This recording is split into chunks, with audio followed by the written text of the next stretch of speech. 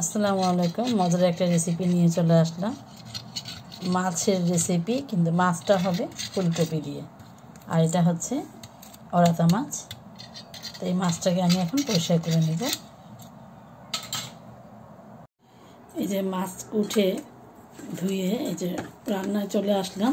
আর সব কিছু কুটা বাছা রেডি থাকলে কিন্তু রাঁধতে একদম সময় লাগে না। আর এই মাছের মধ্যে আমি দিয়ে দিয়েছি হলুদ, মরিচ এবং লবণ দিয়ে এটাকে খুব ভালোভাবে মাখিয়ে নিচ্ছি।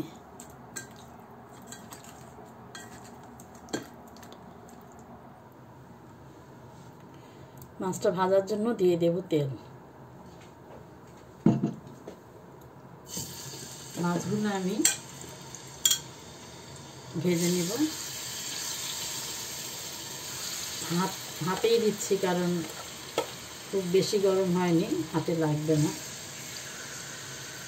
এই জন্য হাতেই দিয়ে দিচ্ছি। এবার মাছটাকে আমি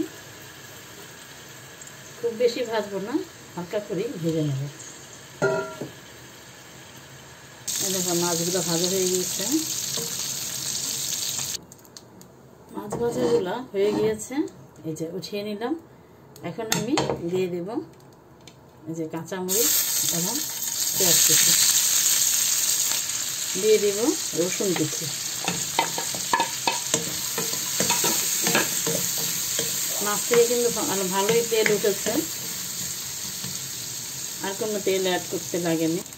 আচ্ছা, এবার দিয়ে দিব গুঁড়া মশলা, রেগুলার মশলা, ধনিয়া, জিরা গুঁড়া, হলুদের গুঁড়া, ধনিয়া গুঁড়া, মরিচের গুঁড়া এবং সামান্য আদা। সব কিছু দিয়ে আমি এবার একটু মশলাটাকে কষিয়ে নেব, সামান্য পানি দিয়ে কষিয়ে নেব।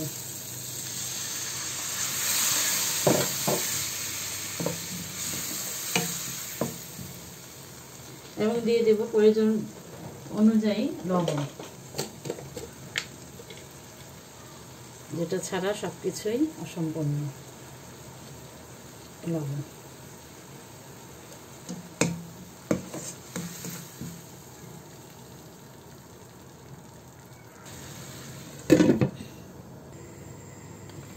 আর এই দেখো ফিরে আসলাম, আর এদিকে মশলাটা কষানো হয়ে গিয়েছে। এবার আমি দিয়ে দেব পানি। একটু পানিটা এবার ফুটে আসলে আমি সবজিটাকে দেব। আচ্ছা, পানিটা ফুটে উঠেছে, এখন আমি দিয়ে দেব এই যে ধুয়ে রাখা ফুলকপি এবং একটা আলু এবং ফুলকপি সব দিয়ে দেব। ভালোভাবে দিয়ে নাড়া দিয়ে দেব এবং দিয়ে দেব এই যে ফ্রোজেন করে রাখা টমেটো, এবং এটা একটা ফ্রেশ টমেটো, এটা দুইটা হচ্ছে ফ্রোজেন টমেটো দিয়ে দিলাম। টমেটো কিন্তু আমি ধুয়ে ফ্রোজেন করে রাখি। তো এটাকে ভালোভাবে নাড়া দিয়ে দেব।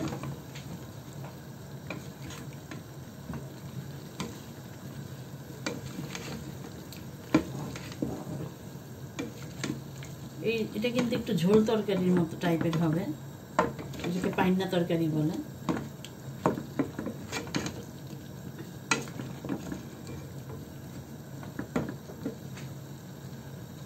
এই যে টমেটো দুটো একটু নরম হলে আমি আবার কেটে দিলাম। আচ্ছা, এবার দিয়ে দেব ভেজে রাখা মাছ।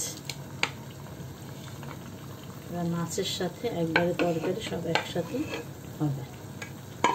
এবার আমি এটাকে ঢেকে রান্না করব।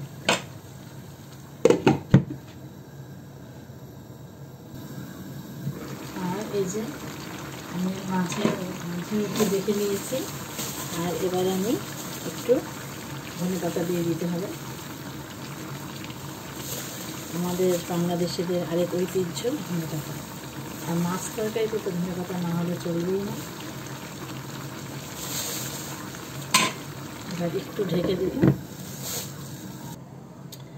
আর এই দেখো ফিরে আসলাম, ধনেপাতাটার স্মেল চলে আসে, ঢেকে দিলে। আর এই তো এরই মাঝে তৈরি হয়ে গেল ফুলকপি আলু দিয়ে মাছ, বিদেশি মাছ ফুলকপি আলু দিয়ে ঝোল।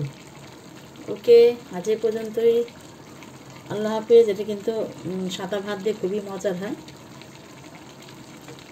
আল্লাহ হাফেজ, আবার কথা হবে অন্য কোনো ভিডিওতে।